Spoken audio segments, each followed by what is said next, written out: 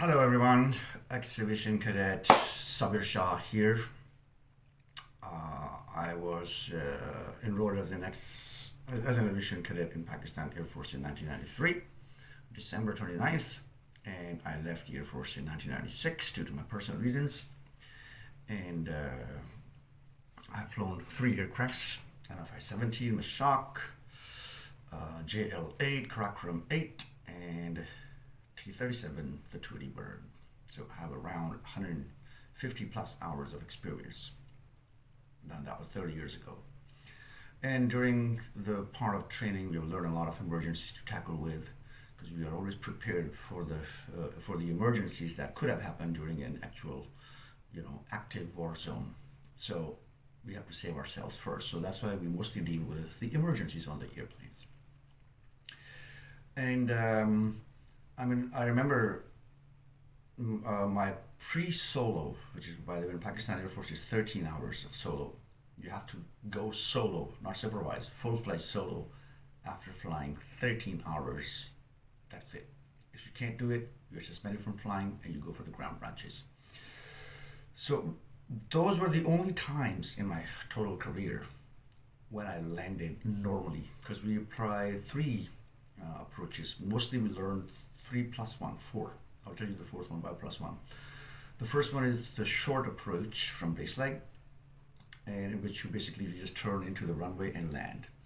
Second one is a medium range one, and you get 90 degrees to the landing point, and then you turn, and then you have a less steeper POV point of view of the runway. But in the first approach, which is very close to the runway, you are very steep. And the third one is, of course, the straight-in approach, which is from very far away and you're not very steep in angle. So you land these three. And the fourth one is the SFO, simulated flame out, engine flame out, in which you have no throttles. They're stuck at one point.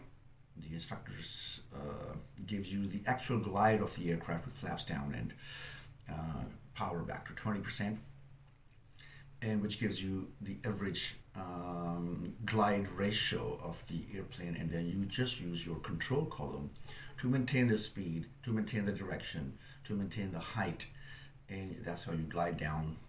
And by having a let down, you just land back on the runway. So this is practiced very normally, and but as I said, that after the first 13 hours of flying, which was circuit solos, and flying in the circuit is called takeoff and landing. So you go to the first downwind, the first leg.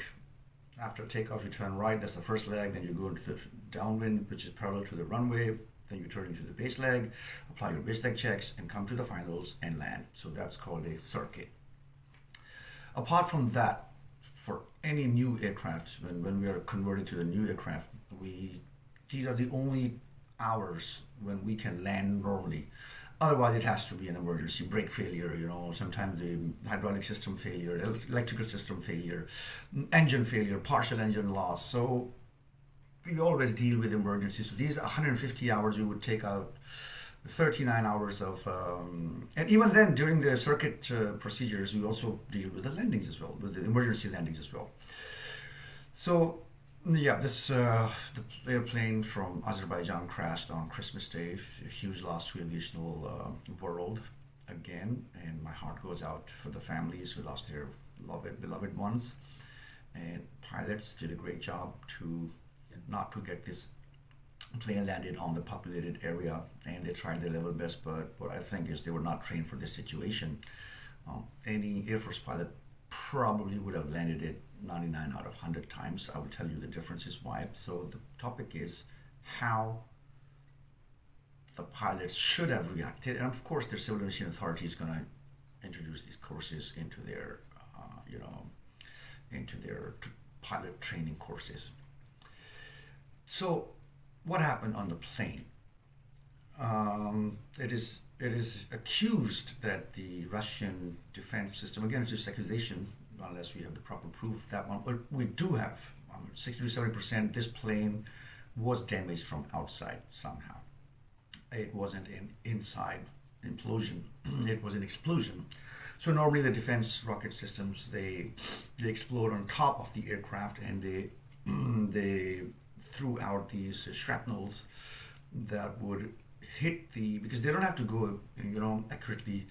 Those who hunt for the birds, that rifle they use that has 20 of those BB kind of, things, spheres in them, and you aim at a bird. It's not one bird that's going to hit the bird.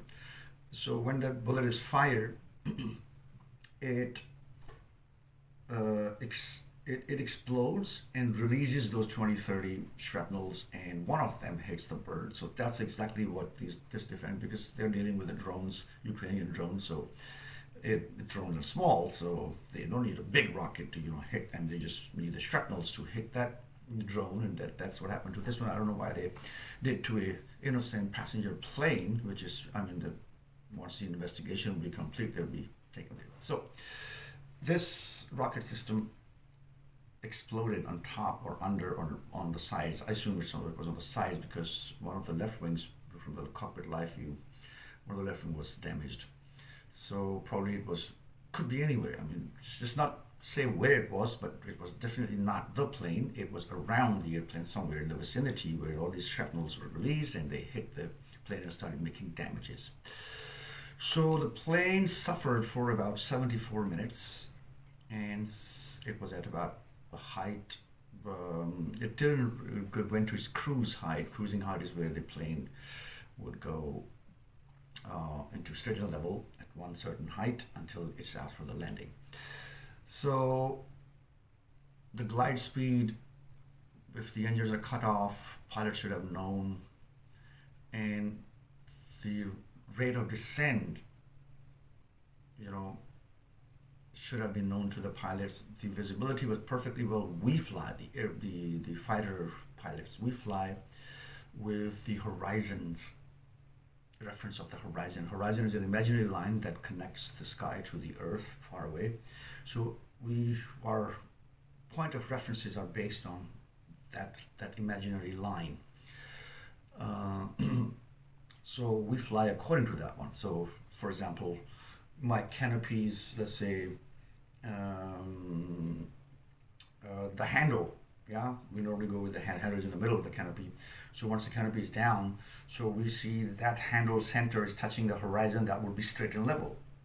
And it works most of the times when visibility is good. But in terms of weather conditions, cloudy, you can't see this imaginary line because you can't see that far where the sky and earth are meeting. So that's the time when we switch to instruments and we fly IF. But visual flying is done with a reference from the cockpit, from the outer horizon line. So where there would have been a straight and level. Now, here, this is the aerodynamics of the airplane. Once the airplane with proper power on is in a straight and level, okay, there would be no change in the speed. It would be constant. But if you see with the throttles at the fixed spot, if you see there is an increase in this airspeed shown on the meter, the speedometer in front of you, definitely the aircraft is in a descent. Okay, automatically you would know, speed is increasing. It's just like if you're on a skateboard and you're not putting any efforts and it starts to increase speed, you would know, wow, I'm in an incline or decline situation. And same is the case with once your speed starts to decrease, this means the aircraft has pitched up.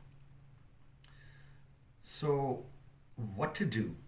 Now, in case of hydraulic failure, hydraulic system of the plane was fully dysfunctional, so you just apply, in our case we use the control column, but in their case they have those, the steering wheels, you could say. So you can apply front and back pressure to cater that effect.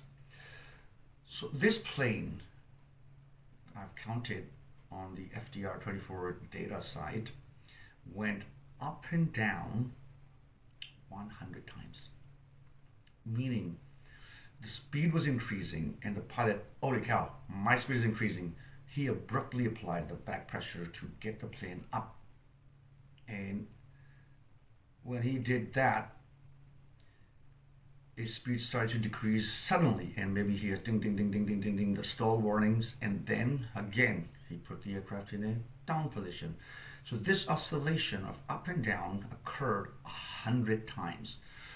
The pilot, I think, now the second factor which is involved, when you are in a deep dive, and the deep dive was the vertical speed at one point was minus 8,300 feet per minute. It means the aircraft was, I think, 70 to 80 degrees pitch down. And once you pull out against the gravity, we call it pulling the G's. And to recover from that one, I think they have pulled multiple times 4 to 6 G's, at least 4, at most 6.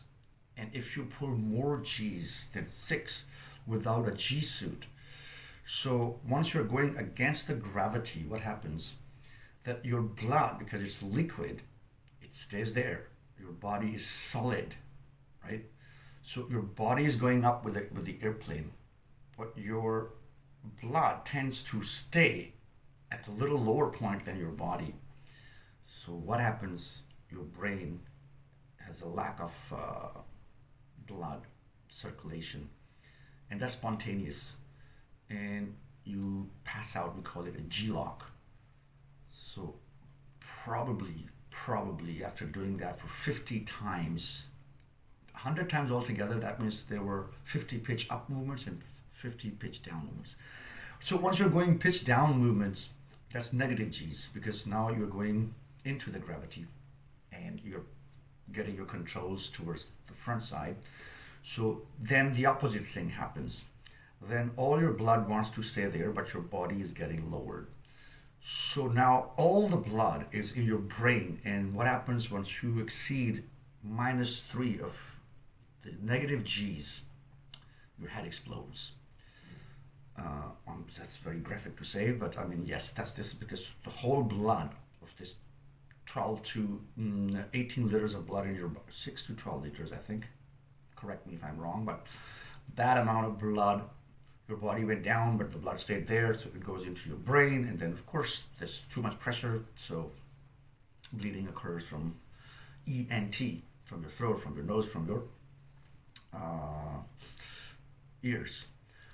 So that's why, but definitely they didn't have this problem, because then they would not have any control issues. So G-lock is a very much option over there for them, that this happened due to the G-lock. 50 times of positive G's they pulled. Not, they could be 2 G's, 3 G's, 4 G's, 5 G's, 6 G's at most. And I think in the final descent, the pilot totally lost the consciousness, because the plane was constantly in a right bank, pitch down. And once you're seeing, because the first instinct is always that you save yourself, so he would have a pitch up, not level off maybe, but a pitch up movement, definitely there should have been there, but it wasn't found. In the final descent, the plane just came down in one go in a right bank, a little bit right bank, 20 degrees bank, and it hit the ground, and that's it. And that's how they got perished. So my first theory is that it was the G-lock factor involved, and whatever created that environment for them to have this G-lock, again, the full investigation report would definitely tell us. But what would a fighter pilot have done under this situation? So it was about 74 minutes of the time, and because they didn't have that much experience as well in this kind of emergency, and then of course the nearest was the Aktau airport in Kazakhstan.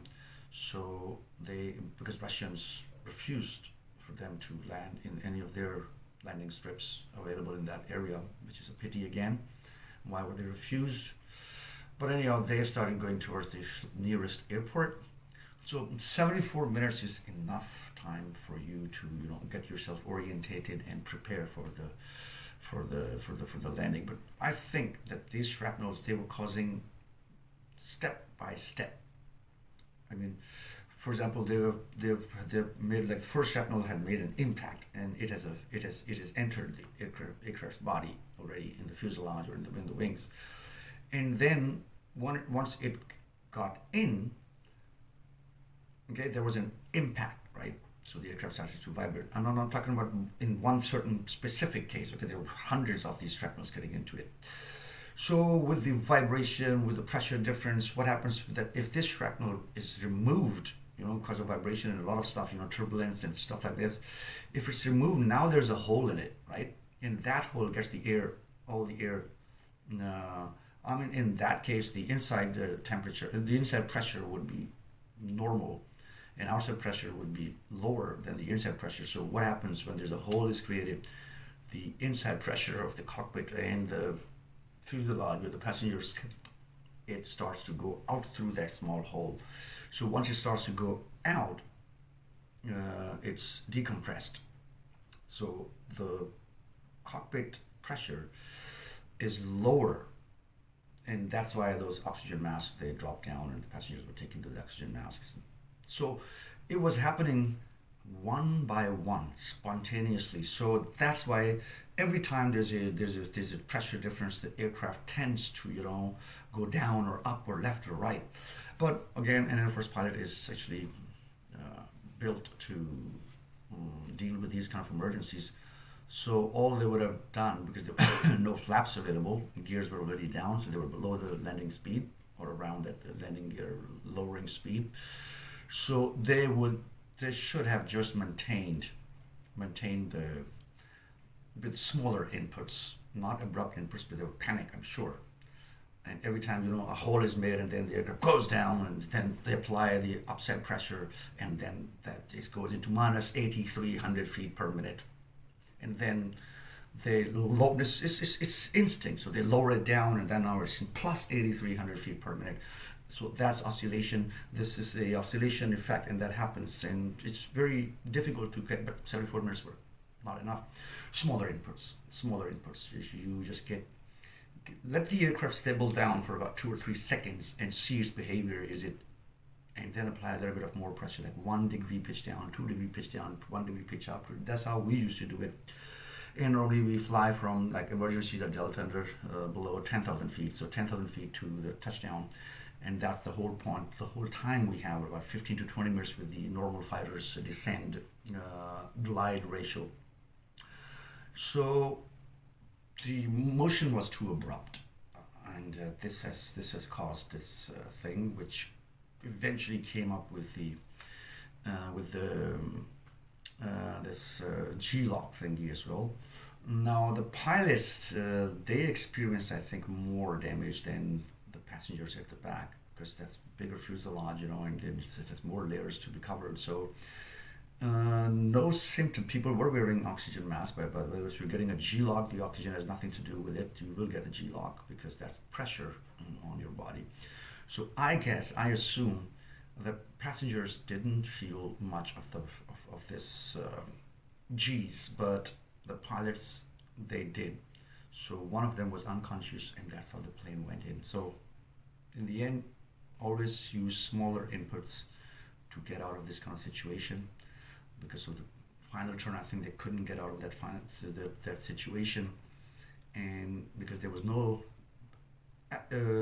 effort of leveling off on the right bank turn, and there was no effort of pitching up. Like if you're in landing configuration, you want your rear wheels to touch first.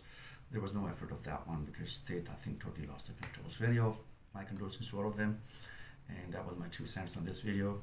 I wish all those who lost their beloved ones get the patience to bear their loss. Thank you very much.